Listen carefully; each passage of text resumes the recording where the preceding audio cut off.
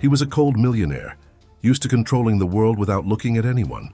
He saw his cleaning lady lying on the floor covered in old purple bruises, and everything he did after that changed both of their destinies forever. If you love love stories and romance, watch until the end, subscribe to this channel, and leave a comment saying where you're listening from. Let's keep going. The silence of the San Francisco dawn was broken only by the soft noise of the bus tires against the wet asphalt. Emily held tightly to the strap of her worn bag, her trembling fingers not only from the cold that cut through her skin through the thin uniform, but from the fear that had accompanied her since she woke up. The bruise on her rib throbbed with each movement, reminding her of the events of the previous night. 22 years of life, and she had already lost count of how many times she had needed to lie about the purple marks that painted her body like a map of pain. The corporate building where she worked stood imposingly against the still dark sky, its mirrored windows reflecting the lights of the city that never slept. Emily got off the bus 2 stops early, as she always did, preferring to walk the last few blocks to gain a few minutes of peace before facing another day. Her steps echoed on the empty sidewalk, and she pulled up her threadbare jacket, trying to hide the neck where a mark of fingers was still visible. At 16, when her mother died in a car accident, Emily thought the worst had already passed. She didn't imagine that the man her mother had married just a year before would become responsible for turning her life into a private hell. Frank wasn't her uncle, as she lied to others. He was her stepfather, a man who had discovered in the young orphan an outlet for all the anger he carried against the world. He had never touched her sexually, but the physical and psychological violence was constant, relentless, systematic. She entered the building through the service entrance, greeting the night doorman with a shy wave. The uniform of the outsourced cleaning company was always too big, purposely chosen to hide the shapes of the body she had learned to hate. Every curve, every natural movement of the femininity that blossomed in her was a reason for guilt, as if her very existence were a mistake that needed to be corrected. The 32nd floor was her territory in the early morning hours. Empty, offices, silent meeting rooms, the executive penthouse that belonged to the owner of it all. Emily had never seen Alexander Morgan in person, only knew that he was the most powerful man in the country, owner of an empire that spanned several continents. To her, he was just another name on a gold plaque. That morning, however, something was different. The lights in the main office were on, and she could hear muffled voices coming from the conference room. An international meeting, probably. Emily sighed, knowing she would have to be even quieter than normal. She headed to the kitchen where she always started work, first organizing the utensils that the executives would use during the day. It was when she tried to reach the highest shelf to get a package of imported coffee that the pain in her rib suddenly intensified. The abrupt movement caused her to lose her balance, and the world spun around her. She fell to the marble floor with a dull thud, the coffee package scattering across the floor like small dark grains against the immaculate white. The tears came, without warning, silent and hot, rolling down her face as she tried to get up. The physical pain was intense, but the emotional one was much worse. Once again she had failed. Once again she had caused problems. Frank always said that she was a walking disaster, that she was good for nothing but causing work for others. Was at that moment that she heard the footsteps approaching. Firm, determined steps of expensive shoes against the marble. Emily tried to get up faster, desperation taking over her. She couldn't be seen like this. She couldn't lose her job. It was all she had, the only thing that kept her minimally independent. When she looked up, she found the most intense gaze she had ever seen in her life. Alexander Morgan was standing at the entrance to the kitchen, tall, imposing, dressed in a suit that probably cost more than she earned in a year. But it wasn't his wealth that impressed her. It was the expression in his eyes. There was no irritation, no impatience. There was something she couldn't identify, something that made her heart race for reasons she didn't understand. "You're hurt," he said, and his voice was softer than she expected. Alexander approached slowly, as if afraid of frightening her. Even more. "Let me help you." Emily stammered incoherent apologies, trying to move away, but he was already by her side, extending his hand to help her up. When their fingers touched, she felt an electric shock run through her entire body. It wasn't fear. It was something completely new, something that left her vulnerable in a different way. "I'm so sorry, Mr. Morgan. I didn't know you were here. I'll clean everything up. It won't happen again." The words came out rushed, desperate. But Alexander didn't seem to be listening to her apologies. His eyes were fixed on a specific point, the place where the uniform shirt had risen during the fall, revealing part of the bruise that extended along the side of her waist. Emily followed his gaze and quickly pulled the shirt down, her face burning with shame. "Who did this to you?" The question came loaded with an authority she had never heard before. It wasn't curiosity. It was a silent demand for an answer. "I fell," Emily lied, lowering her gaze. "From the bus. Yesterday. I'm just clumsy." Alexander was silent for a long moment, and she could feel the weight of his eyes on her. Finally he spoke. "Go home today, rest." "No, please, I need to work. I can't lose my job," she begged, genuinely terrified.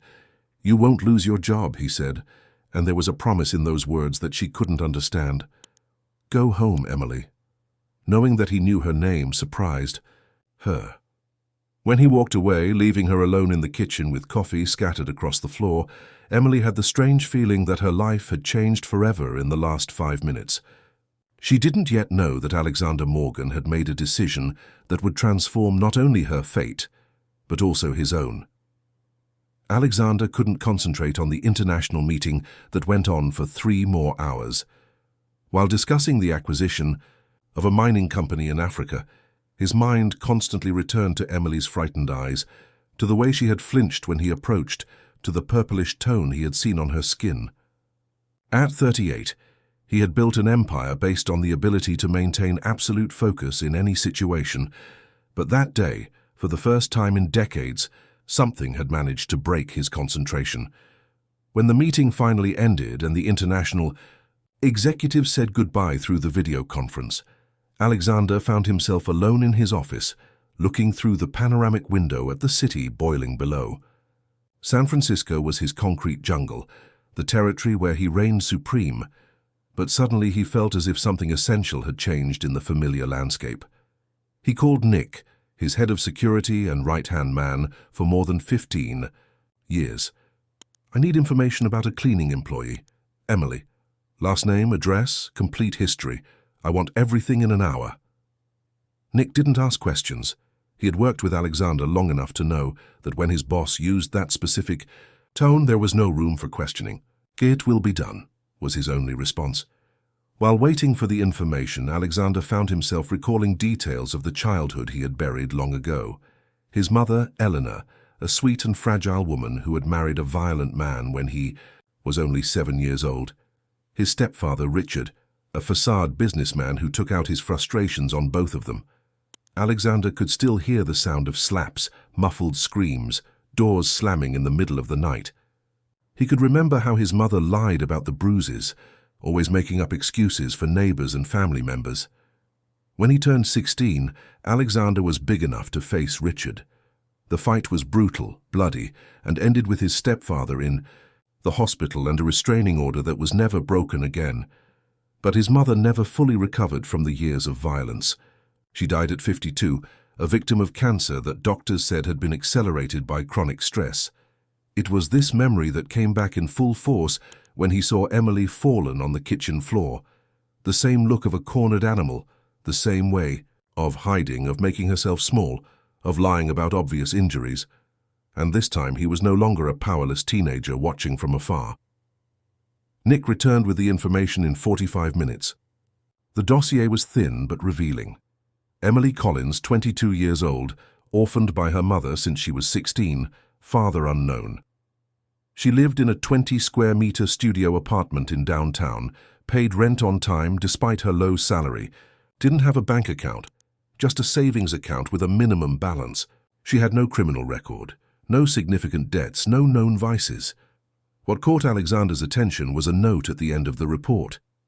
Lives with Frank Collins, 45 years old, stepfather, married to the subject's mother from 2013 to 2016.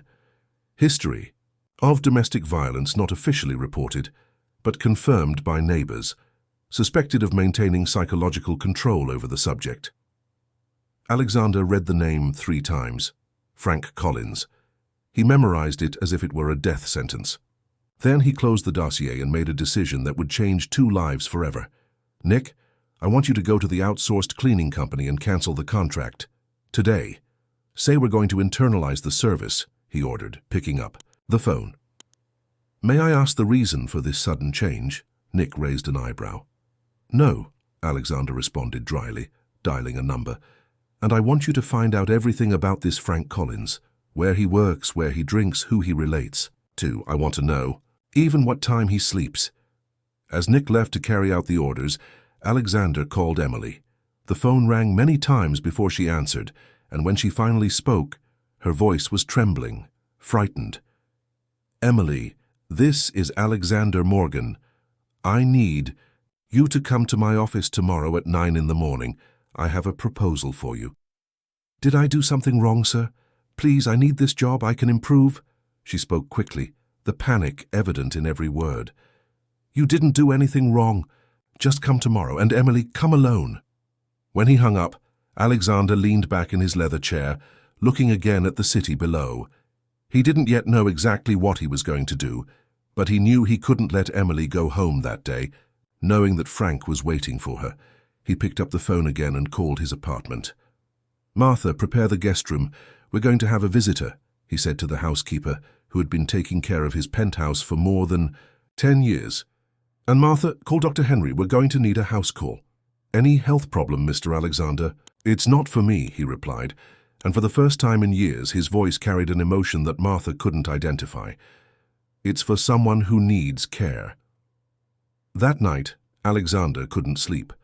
He stayed awake until dawn, looking at the city lights, thinking of a 22-year-old young woman who was probably at home, afraid, trying to hide new bruises. He thought of his mother, of all the times he hadn't been able to protect her. He thought of Emily, of how she had trembled when he approached, of how her eyes had filled with tears when she fell to the floor. For the first time in his adult life, Alexander Morgan felt that he had a mission that went beyond business, beyond power, beyond money. He felt that he had finally found someone who needed to be protected, and this time he had the resources to make a difference. What he didn't know yet was that saving Emily Collins would be just the beginning of a journey that would change not only her life, but also his own in ways he had never imagined possible. Emily arrived at the corporate building at 8:45 in the morning, 15 minutes before the scheduled time. She had spent the entire night awake, alternating between fear of what Alexander Morgan might want from her and worry about Frank's reaction when he discovered she had missed work the day before. When she got home last night, he was drunk, which meant that the questions and possible aggressions had been postponed until the next day. She wore her best clothes, a dark blue jeans she had bought at a sale 2 years before, and a white cotton blouse that disguised most of the bruises. She had tried to cover the marks on her neck with foundation borrowed from a neighbor, but still avoided raising her chin too much. Alexander's secretary, an elegant middle-aged woman named Beverly, greeted her with a kind smile that Emily didn't expect.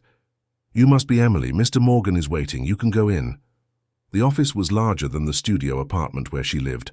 Floor-to-ceiling windows offered a panoramic view of the city, and Emily felt small in the face of the immensity of that space.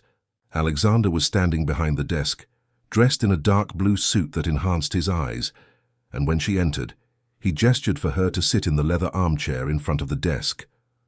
"Thank you for receiving me, Mr. Morgan," she said, keeping her hands crossed in her lap to hide the tremor. "If it's about yesterday, I promise it won't happen again." "It's not about yesterday," Alexander replied, coming around the desk to sit in the chair next to her, not behind the desk as she expected. The proximity made her nervous, but also awakened something strange in her chest, a sensation she couldn't name. "It's about your future." Emily looked at him confused, not understanding where he was going. Alexander leaned slightly forward, his eyes fixed on hers with an intensity that made her feel simultaneously exposed and protected. "I want to offer you a job, personal housekeeper in my home, salary of $15,000 a month, housing." And food included, full health insurance and the opportunity to go back to school if you want.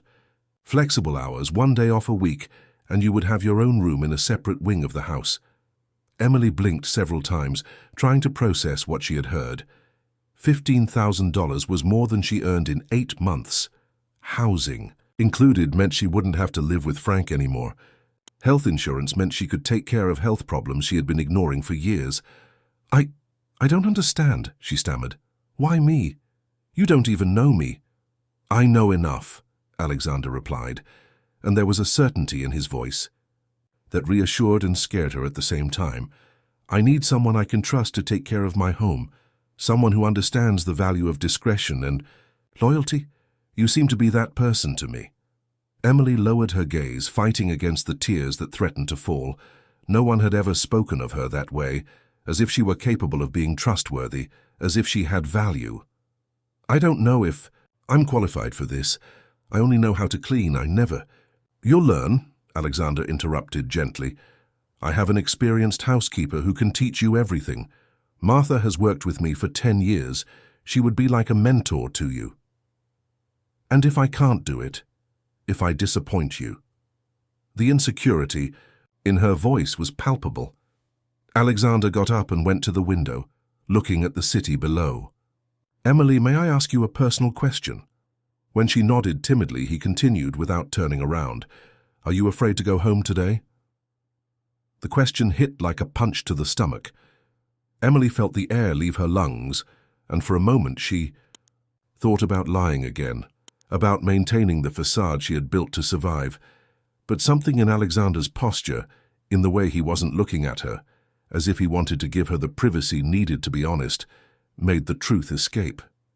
Yes, she whispered, and it was as if a dam had broken. I'm always afraid. Alexander turned then, and Emily saw something in his eyes that she had never seen before, a contained fury, but not directed at her. It was as if he were fighting against something internal, something she couldn't comprehend. Then don't. Go, he said simply. Accept my proposal. Move to my house today. I'll send someone to get your things. I can't just leave like that, Emily protested, even though every fiber of her being screamed to accept. Frank, he's my stepfather. He'll look for me. Let him look, Alexander replied, and there was a coldness in his voice that made Emily shiver. You're an adult.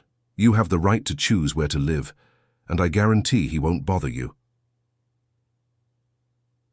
Emily looked at him for a long moment, trying to decipher what was happening. Why would a man like Alexander Morgan, who could have anyone working for him, be offering an opportunity like this to her? Why did he seem to care about her well-being? May I ask why you're doing this? She questioned, her voice still trembling. Alexander returned to the chair next to her, and for a moment Emily saw beyond the mask of the ruthless executive. She saw a man with his own scars, with ghosts that he also carried. Because everyone deserves a second chance, he replied, and Emily realized there was a story behind those words, a pain that he knew well. Because no one should live in fear, inside their own home. It was then that Emily understood. He knew. She didn't know how, but Alexander Morgan knew exactly what she was going through, and for some reason he had decided to do something about it. I accept, she said, and it was the first time in years that she made a decision for herself, without fear of the consequences. I accept your proposal. The smile that formed on Alexander's face was almost imperceptible, but Emily saw it, and in that moment she knew that her life had completely changed. She didn't know yet if for better or for worse, but she knew there was no going back. Great, Alexander said, picking up the phone. Nick will pick you up at home at 5 in the afternoon to get your things. In the meantime, Beverly will take you to provide the necessary documents and then have lunch. Welcome to the family, Emily. When she left the office, Emily felt her legs trembling, but for the first time in years it wasn't from fear. It was from something she had forgotten existed. Hope. Alexander's mansion in Pacific Heights was even more imposing than Emily had imagined. Wrought iron gates opened automatically when Nick's car approached, revealing a property that seemed to have come out of a movie.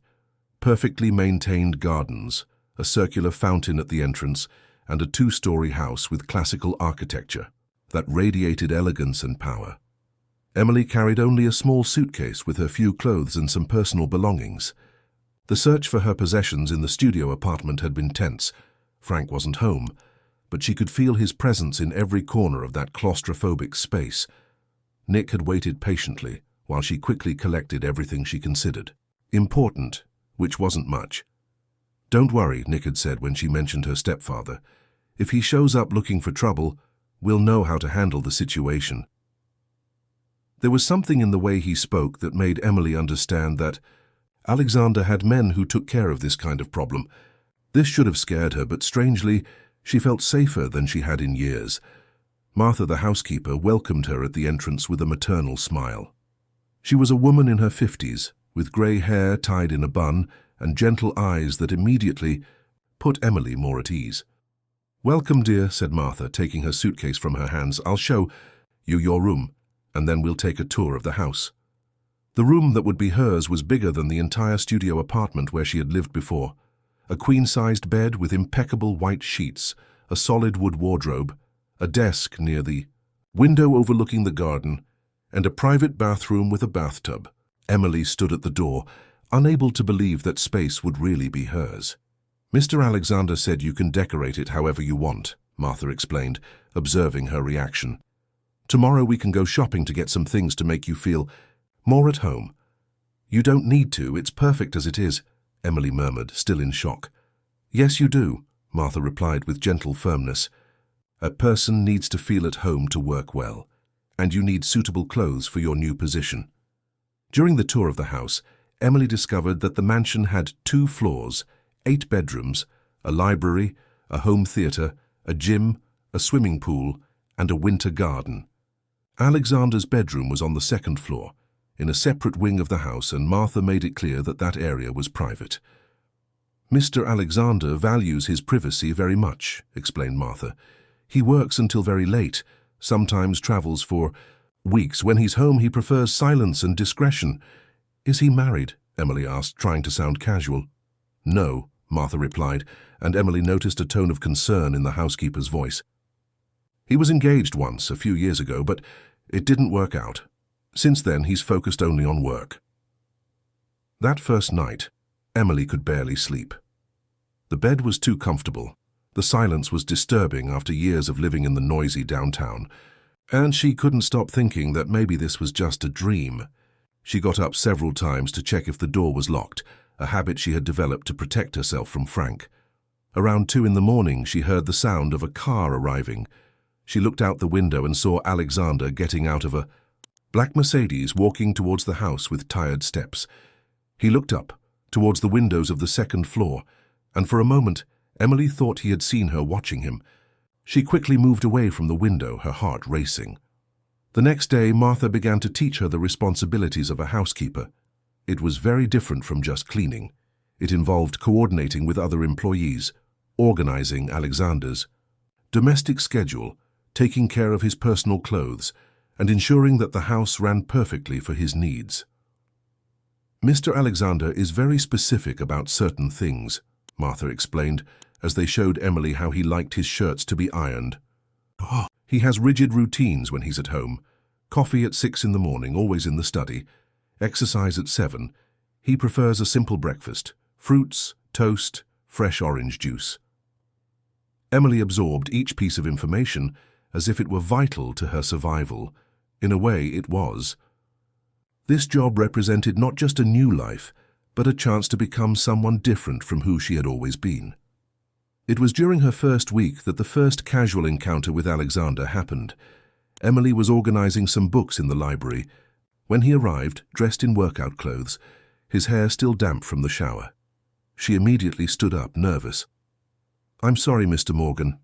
I didn't know you were going to use the library now," she said, already starting to leave.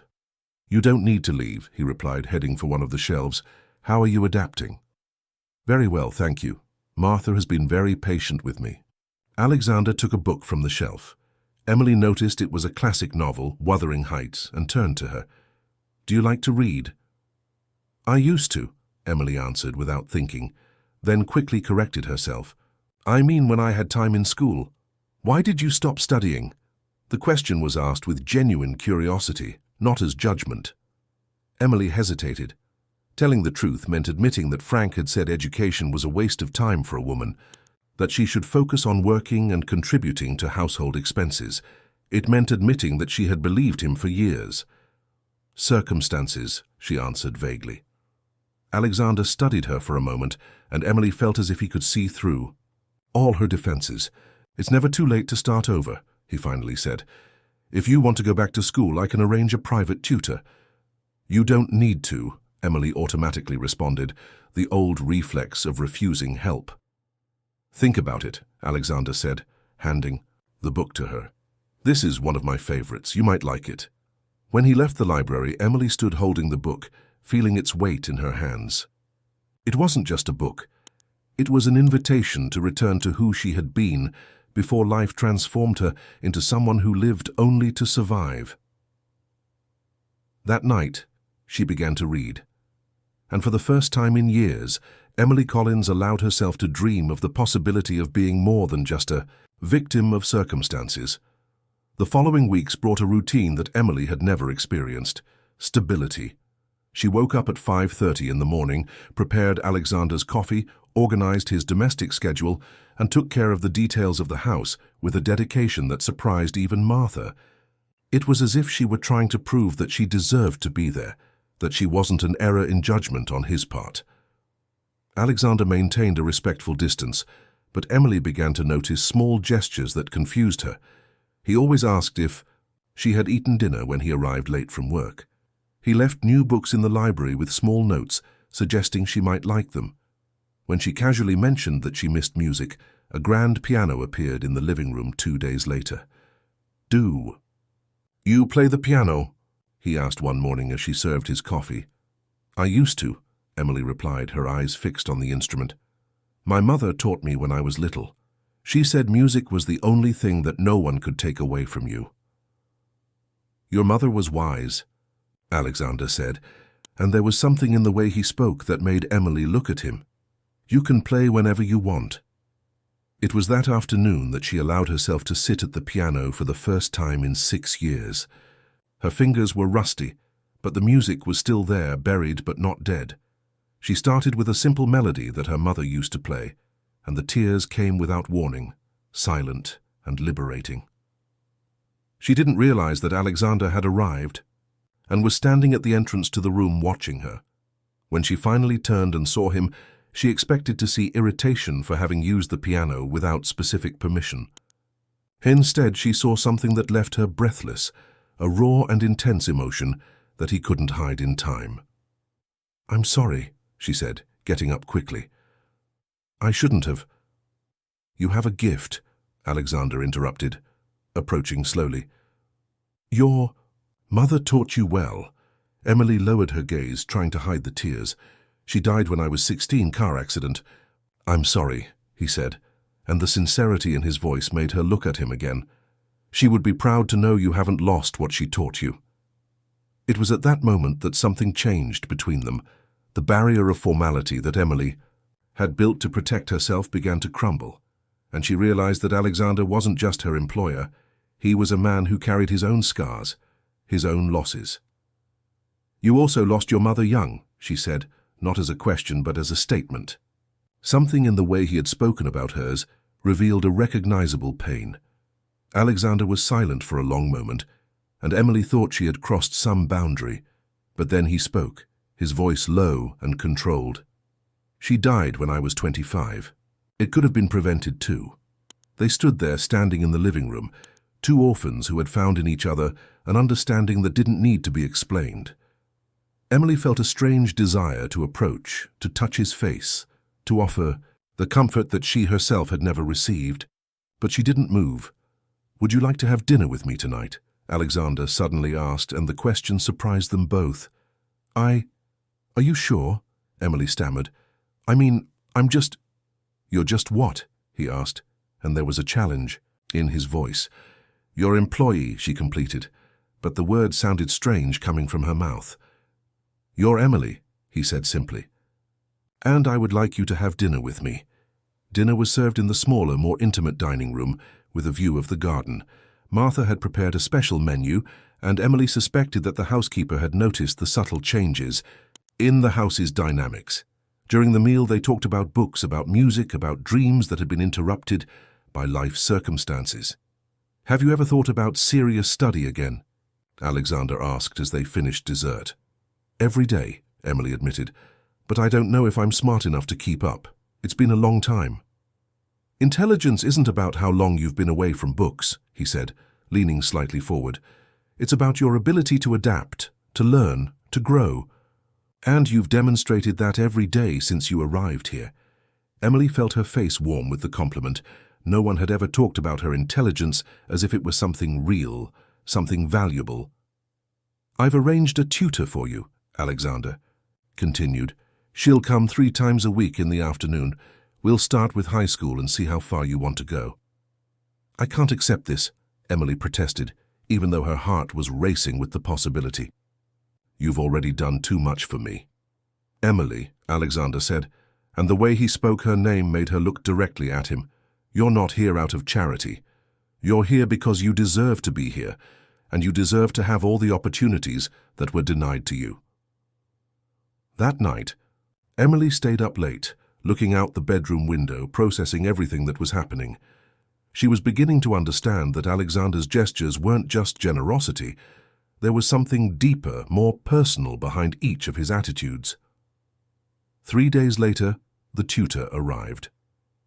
Professor Helen, a 60-year-old woman retired from the university, who looked at Emily with the kind of respect she had never received from an educator. "Let's see what you're capable of," said Helen, opening the books. And Emily discovered that she was capable of much more than she had imagined. Her mind, hungry for knowledge after years of deprivation, absorbed each lesson like a sponge. Mathematics, history, literature, sciences, everything made sense in a way she had never experienced in school, when she lived constantly worried about what she would find at home. Alexander sometimes passed by the library during the classes, and Emily could feel his eyes on her. It wasn't an invasive look. It was something more subtle, more protective. As if he were proud of her. As if every progress she made was a personal victory for him, too. It was during one of these study afternoons that the first real problem arose. Nick appeared in the library with a serious expression, interrupting the class. "I'm sorry, Emily, but I need to speak with you," he said. "Your stepfather is here. He wants to talk to you." Emily felt all the blood drain from her face. During those weeks of peace, she had almost forgotten that Frank still existed, that sooner or later he would come looking for her. Her hands began to tremble, and she stood up from the chair as if going to an execution. "You don't have to talk to him if you don't want to," Nick said gently. "I can send him away." "No," Emily responded, trying to control her voice. "He won't stop until he gets what he wants. It's better to resolve this now." What she didn't know was that Alexander had arrived home and was watching everything through the security cameras, and what she was about to discover would change everything between them forever. Frank Collins was standing in the entrance hall of the mansion, like a dark stain contrasting with the elegance of the environment. At 45, he carried on his face the signs of alcohol and violence, small and cruel eyes, a scar on his forehead that Emily knew had been the result of a bar fight, and a predatory smile that she knew all too well. "Look where the little princess ended up," he said as soon as he saw her coming down the stairs. "Nice palace, isn't it, Emily? Must be feeling like a queen." Emily stopped 3 meters away from him, keeping Nick between them. Even so, she could smell the drink emanating from him, mixed with the same cheap cologne he had been using for years. It was a smell that immediately took her back to the worst moments of her life. "What do you want, Frank?" she asked, surprised by the firmness in her own voice. "I want you to come home," he replied, taking a step towards her. "You're underage. You can't just leave home without permission from your guardian." "I'm 22 years old," Emily replied, raising her chin. "I don't need your permission for anything." Frank's laugh was dry, cruel. 22 years old and still an idiot. You think this rich guy wants what with you? You think you're special?" He looked around the mansion with contempt. "He only wants one thing, Emily. and when he gets it, he'll throw you away like trash." "You're wrong," Emily said, but she could feel doubt beginning to erode her newly found confidence. "Am I? Then why did he choose you of all people? A cleaner with no education, no family, nothing." Frank came closer, and Emily could see the malice in his eyes. "You know very well what men like him want from girls like you." It was at that moment that Alexander appeared at the top of the stairs. He descended slowly, each step calculated, and Emily could feel a dangerous energy emanating from him. It wasn't anger. It was something colder, more controlled, more terrifying. "Mr. Collins," Alexander said, and his voice was as sharp as a blade, "you weren't invited to enter my house." Frank turned to him, and Emily saw something she had never seen before, fear in her stepfather's eyes, but he tried to disguise it with arrogance. "I came to get my stepdaughter," Frank said, trying to sound authoritative. "She's underage and left home without permission." "She's 22 years old," Alexander replied, stopping next to Emily, "and even if she were 17, you don't have legal custody of her." "You investigated my life?" Frank asked, and now the fear was more evident. "I investigate the lives of everyone who represents a threat to someone under my protection," Alexander replied calmly. "And you, Frank Collins, are a threat." Emily looked at Alexander, surprised. He had said, "under my protection," with a conviction that made her feel something she had never experienced. Absolute security. "You can't intimidate me," Frank tried to bluff, but his voice was shaking. "I have my rights." "You have the right to leave my property immediately," Alexander said, signaling to Nick. "And if you appear here again, or if you try to contact Emily in any way, you'll discover that I have many more resources than you imagine." "Is that a threat?" Frank asked. "It's a promise," Alexander replied, and there was something in his voice that made Emily understand that he wasn't bluffing. Frank looked at Emily one last time, and she saw in him the same expression he had when he was about to hit her. "You'll regret this, Emily. Men like him aren't interested in trash like you. When he gets tired, you'll come crawling back and I'll be waiting." "Leave," Alexander said, and this time his voice carried an authority that allowed no contestation. "Now." Nick escorted Frank out, and Emily was left alone in the hall with Alexander. She was trembling, not just from the encounter with her stepfather, but from the way Alexander had defended her, as if she were something precious that deserved to be protected. "Are you okay?" Alexander asked, gently touching her arm. "Yes," she lied, but the tears that began to fall contradicted her words. "He can't hurt you anymore," Alexander said, and there was a promise in those words that went beyond physical protection. "Never again."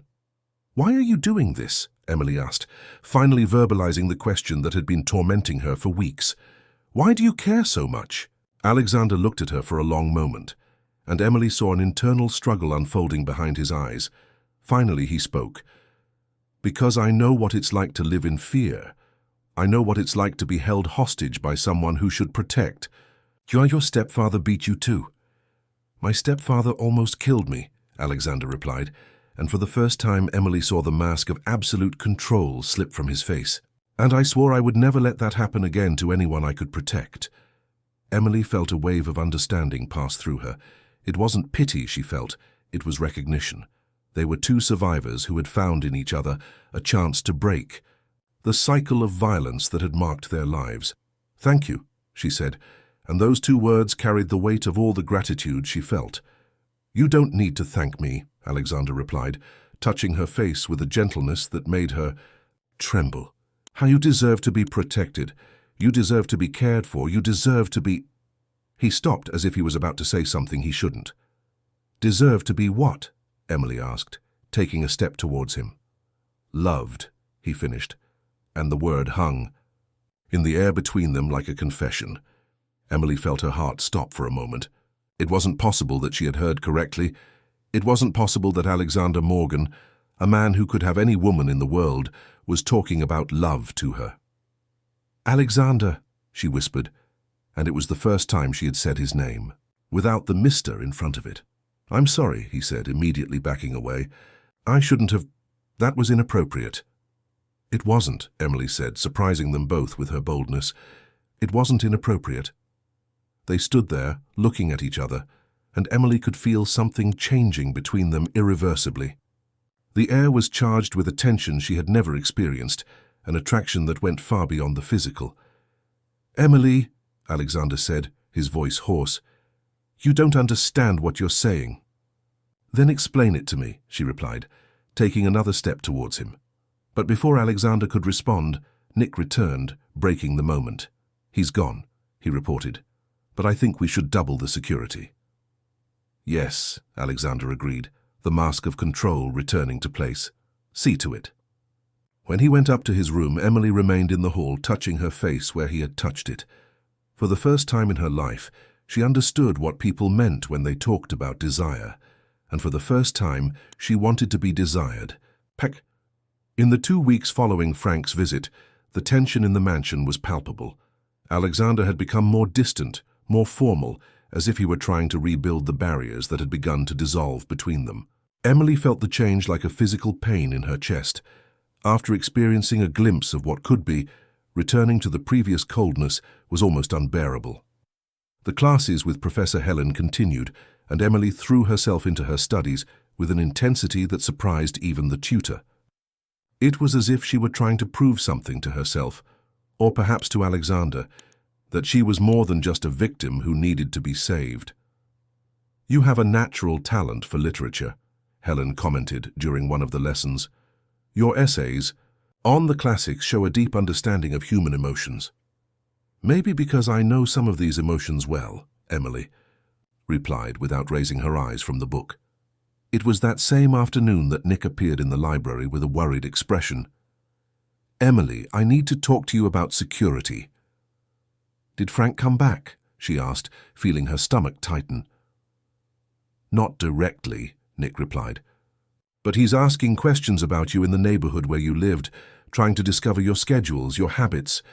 We also learned that he's frequenting a bar known to be a meeting point for violent men." Emily felt a chill run down her spine. She knew that bar. It was where Frank went when he wanted to find people willing to do jobs that the law didn't permit. "What does that mean?" she asked, although she already knew the answer. "It means he might be planning something," Nick replied. "Alexander has ordered that you not leave the property alone. Whenever you need to go somewhere, I or another member of the security team will go with you." "He can't keep me prisoner for the rest of my life," Emily protested, but her voice came out weaker than she intended. "It's not about keeping you prisoner," Nick said gently. "It's about keeping you alive." That night, Emily couldn't sleep. She stood at the window of her room, looking at the garden illuminated by security floodlights, thinking about how her life had become a strange mixture of dream and nightmare.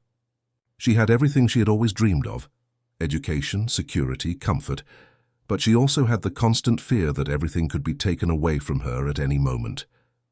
It was almost 2 a.m. when she heard footsteps in the hallway. She immediately recognized the sound. Alexander had arrived home. Lately, he had been working even later, as if he were avoiding being in the mansion at the same time as her. Emily opened the bedroom door and saw him passing through the hallway, still dressed in his suit, his tie loosened, an expression of weariness that went beyond physical fatigue. He stopped when he saw her. "Can't sleep?" he asked, and his voice was softer than it had been in recent days. "I'm worried," she admitted. "About Frank, about what he might be planning." Alexander approached, and Emily could see the lines of tension around his eyes. "Nothing's going to happen to you," he said. "I guarantee it." "You can't guarantee that," Emily replied. "You can't control everything." "I can try," Alexander said, and there was a determination in his voice that was almost desperate. "Why is it so important to you?" Emily asked, taking a step toward him. "Why am I so important to you?" Alexander was silent for a long moment, and Emily could see the internal struggle happening in his eyes. Finally, he spoke. "Because I've fallen in love with you." The words came out like a confession torn by force, and Emily felt her heart stop for a moment. She had suspected, had hoped, but hearing the actual words was like being struck by lightning. "Alexander," she whispered, moving closer. "No," he said, raising his hand as if to defend himself. I shouldn't have said that. You're vulnerable, dependent on me. It would be wrong for me to take advantage of that." "You're not taking advantage of anything," Emily said, touching his arm. "I've fallen in love with you too." "You don't understand what you're saying," Alexander replied, but his voice was trembling. "You're confusing gratitude with love, confusing protection with romance." "I know the difference," Emily said, looking directly into his eyes. "I know what I feel for you, and I know you feel the same." Alexander looked at her for a long moment, and Emily could see his resistance crumbling. Slowly he raised his hand and touched her face, his thumb caressing her cheek. "You deserve someone better," he said. "Someone who doesn't have ghosts, who doesn't have enemies, who doesn't have a dark past." "I don't want someone better," Emily replied, covering his hand with hers. "I want you." It was then that he kissed her. It was a soft kiss at first, almost hesitant, as if he were testing her reaction. But when Emily responded, when she moved closer and deepened the kiss, something broke inside him. The kiss became more intense, more desperate, years of loneliness and pain dissolving in the meeting of their lips. Emily could feel Alexander's heart beating against her chest, could feel his hands trembling as he touched her with a delicacy that contrasted with the intensity of the moment. When they separated, both were breathless. Alexander rested his forehead against hers, his eyes closed as if trying to imprint that moment in his memory. "This is madness," he murmured. "Yes," Emily agreed, "but it's the only thing that makes sense."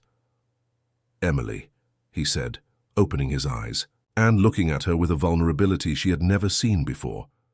"I don't know how to love someone without trying to control them, without trying to protect them from everything."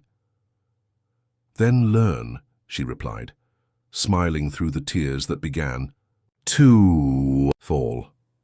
"Learn with me." Alexander pulled her closer, hugging her tightly as if she might disappear at any moment. "I'm afraid," he admitted, "afraid of hurting you, afraid of not being enough, afraid that you'll discover who I really am." "I already know who you are," Emily said, pulling back slightly to look into his eyes. "You're the man who saved me when I didn't even know I needed to be saved. You're the man who gave me back hope."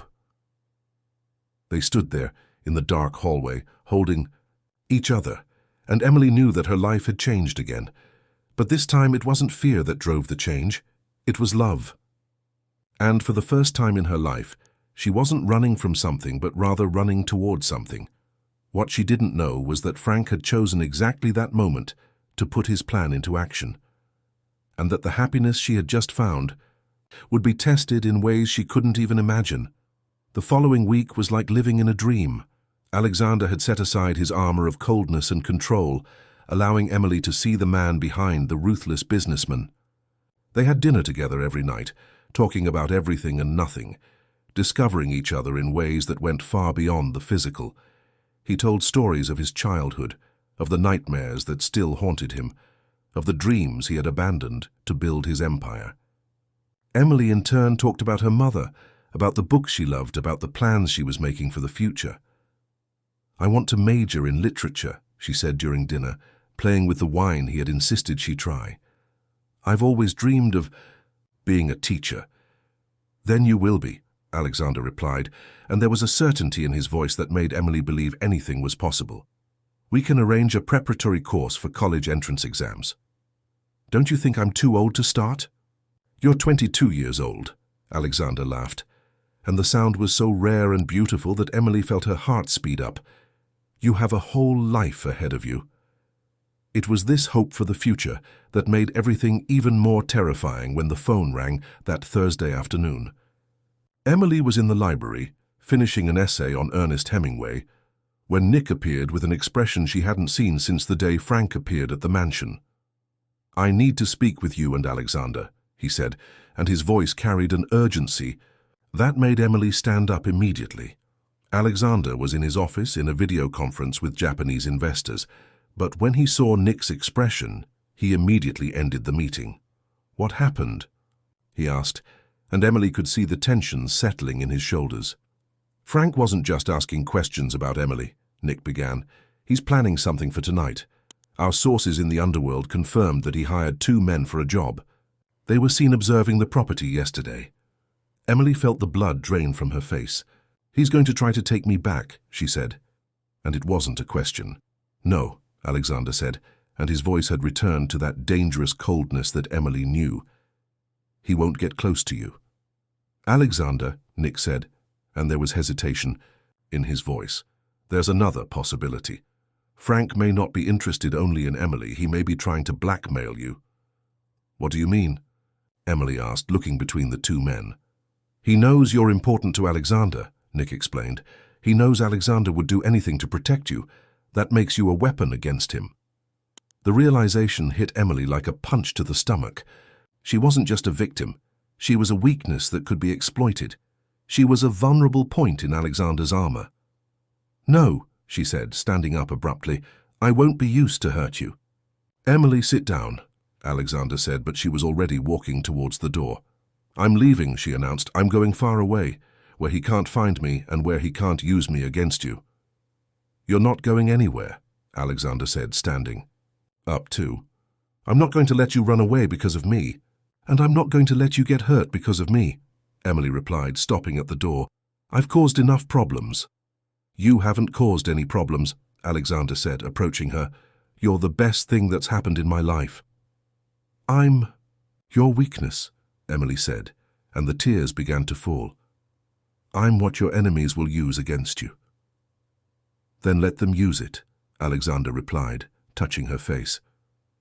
"I'd rather have a weakness that makes me human than continue being a soulless machine." It was at that moment that the light went out.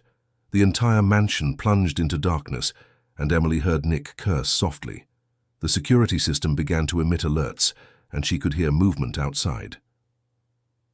"They cut the power," Nick said, already, speaking on the radio with the security team. "They're here." Alexander pulled Emily behind his desk, protecting her with his body.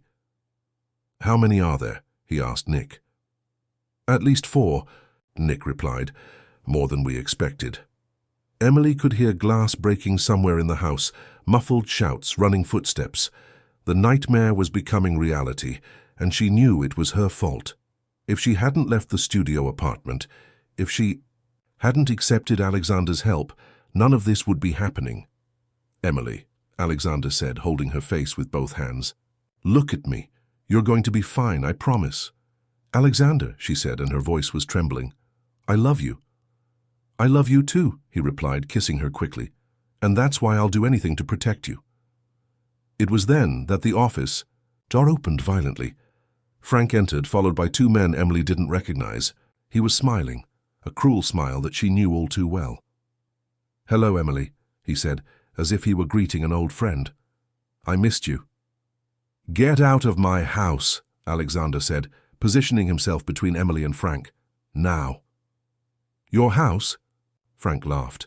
"Funny, because Emily is still my responsibility, and I've come to get her." "She's not going anywhere with you," Alexander said, and Emily could see the tension in his muscles, as if he were preparing to fight. "Oh, yes, she is," Frank replied, signaling to the men. "Because if she doesn't come, I'll make sure your rich boyfriend has some very unpleasant accidents." One of the men pointed a gun at Alexander, and Emily felt her world crumble. She couldn't let Alexander get hurt because of her. She couldn't let him pay the price for having protected her. "I'll go," she said, coming out from behind the desk. "I'll go with you, just don't hurt him." "Emily, no," Alexander said, trying to hold her. "Don't do this." "I have to," she replied, looking at him one last time. "I love you too much to let anything happen to you." "How touching," Frank said sarcastically. "Now let's leave before I change my mind about leaving your boyfriend alive." When Emily looked at Alexander one last time before leaving the office, she saw something in his eyes that frightened her more than any threat from Frank. She saw a silent promise, a determination that went beyond anger. She saw the look of a man who was willing to burn the entire world to get back what he had lost.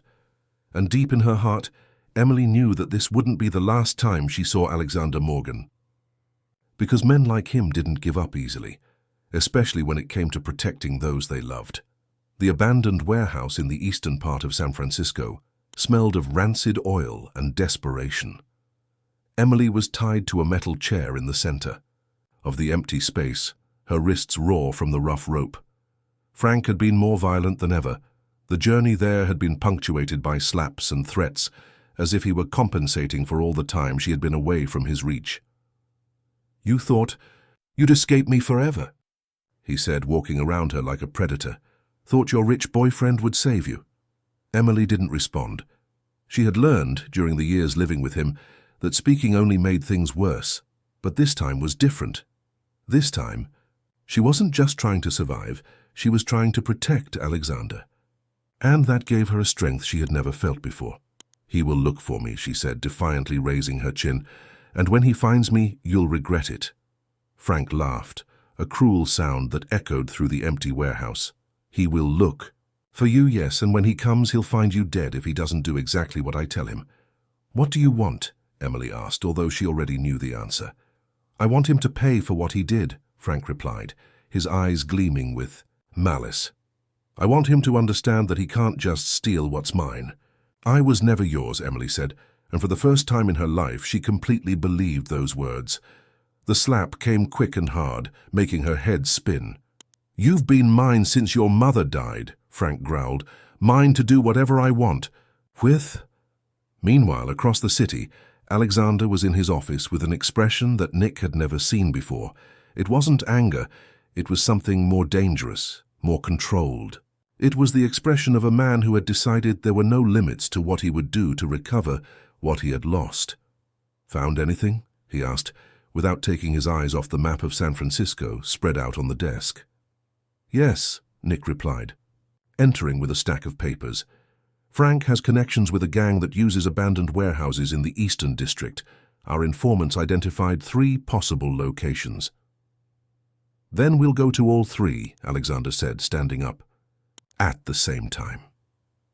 "Alexander," Nick said, hesitating, "maybe we should call the police." "The police will take too long," Alexander replied, checking the gun he had taken from the safe. "And things could go wrong. I can't take that risk." "You can't go like this," Nick insisted. "You're not a soldier, you're a businessman." Alexander stopped and looked at Nick with an expression that made the man step back. "I'm a man who's about to lose the only thing that matters in life," he said, "and that makes me more dangerous than any soldier." Nick understood that there was no argument that could dissuade him. "Then let's do this right," he said, picking up the phone. "I'll call the whole team." An hour later, 3 teams left the mansion simultaneously, each heading to one of the identified warehouses. Alexander led one of the teams, Nick another, and his second-in-command at the security company led the third. Communication would be constant, and as soon as Emily was found, the other teams would converge on the location. At the warehouse, Emily could hear Frank talking on the phone with Dahe, someone discussing values and conditions. He was trying to sell information about Alexander to competitors, using her as a guarantee that Alexander would pay any price to keep her safe. "50 million, he said on the phone. "And he'll pay. I'm sure of it." Emily closed her eyes, trying to find inner strength. She thought of Alexander, of how he had changed her life, of how he had given her not just security but hope. She thought of the classes with Professor Helen, of the books she had read, of the dreams she had begun to build. She thought of the kiss they had shared, of the promise of a future together. It was then that she heard the sound of cars approaching. Frank heard it too, and immediately hung up the phone, running to the dirty window of the warehouse. "Damn," he muttered, seeing the headlights approaching. "They got here faster than I expected." He turned to Emily, and she saw something in his eyes that terrified her more than anything he had ever done before. She saw desperation, and desperate men were capable of anything. "If I can't have you," he said, pulling a knife from his pocket, "he won't either." Emily felt terror take over, but she also felt something stronger, an iron determination. She had found love. She had found a reason to live. She wasn't going to give up now. "Wait," she said, trying to buy time. "You don't want to hurt me, you want the money. If you hurt me, you won't get anything." "I won't get anything anyway," Frank replied, approaching with the knife. "At least I'll have the pleasure of seeing him suffer." It was at that moment that the warehouse door exploded. Alexander entered like a force of nature, followed by Nick and other armed men. His eyes swept the warehouse until they found Emily, and she saw the momentary relief in his expression before the fury returned. "Let her go," Alexander said, and his voice was so cold that Emily felt a shiver. "No," Frank replied, positioning the knife near Emily's neck. "You'll leave here or she dies." "If you touch her," Alexander said, taking a step forward, "I'll make you beg for death." "You're not in a position to make threats," Frank shouted, and Emily could feel his hand trembling. "I have the knife at her throat, and I have 12. Armed men pointed at you," Alexander replied calmly. "Think carefully about your next words." Emily could see the desperation growing in Frank's eyes. He was cornered, with no way out, and cornered men made stupid choices. She knew she had only one chance to get out of there alive. "Frank," she said, making her voice sound calmer than she felt, "you raised me. You know I was never brave. You know I've always been afraid." "Always," he agreed, relaxing slightly. "But you don't know what Alexander taught me," Emily continued, and she saw the confusion in her stepfather's eyes. "He taught me that sometimes, when you love someone, you find a courage you didn't know existed." It was then that she did something that surprised everyone. Instead of trying to move away from the knife, she threw herself forward, unbalancing Frank. The knife cut her shoulder, but she managed to free herself from the chair and roll away. The shot Nick fired hit Frank in the chest before he could recover. The man fell to the warehouse floor, blood spreading around his body, and Emily knew her nightmare had finally ended. Alexander ran to her, pulling her into his arms with enough force to break her ribs. "Are you okay? Are you hurt?" he asked, examining the cut on her shoulder. "I'm fine," Emily replied, and for the first time in her life those words were completely true. "Now I'm fine." 6 months later, Emily was in the mansion's library, no longer as a housekeeper, but as Alexander Morgan's future wife. The diamond ring on her finger shone softly in the afternoon light, but it was the sparkle in her eyes that really illuminated the environment.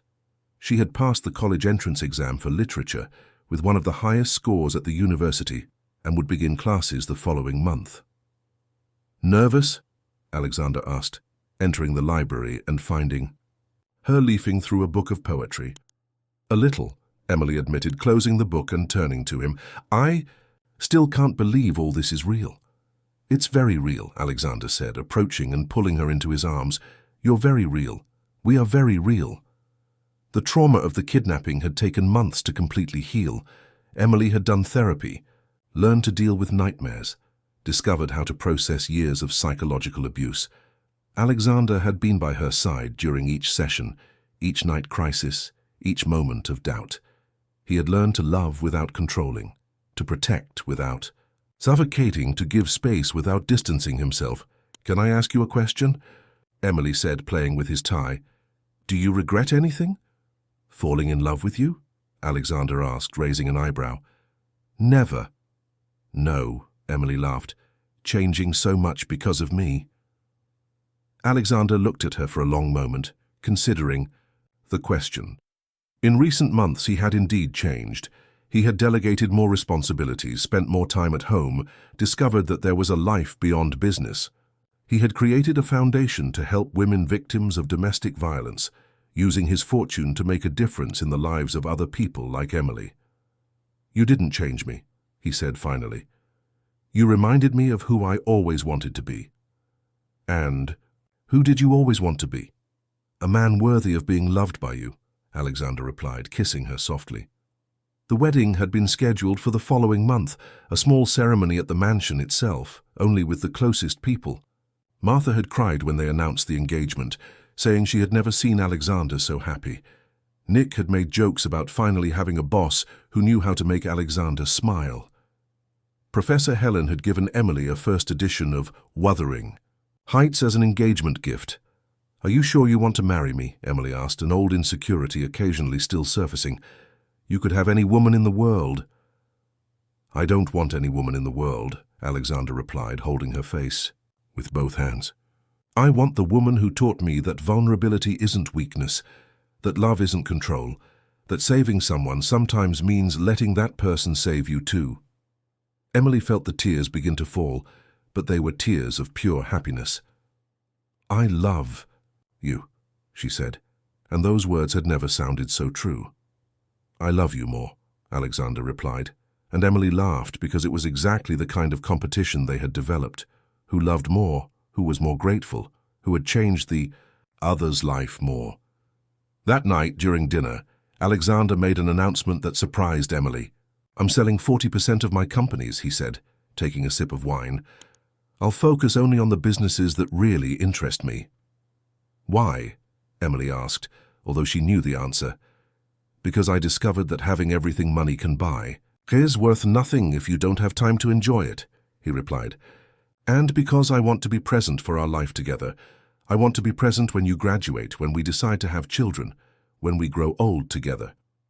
"Children?" Emily asked, and her heart raced with the possibility. "If you want," Alexander said, and there was a shyness in his voice that moved her. "I'd like to have children with you. I'd like to give them the kind of family that we both never had." Emily got up from her chair and went to him, sitting on his lap. "I want all of that," she said. "I want a family. I want to grow old with you. I want to build a life that's ours." "Then let's build it," Alexander said, kissing her again.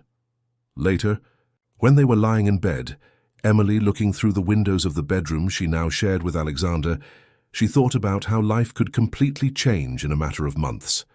A year ago she was a frightened young woman, living each day in fear, without hope, without dreams.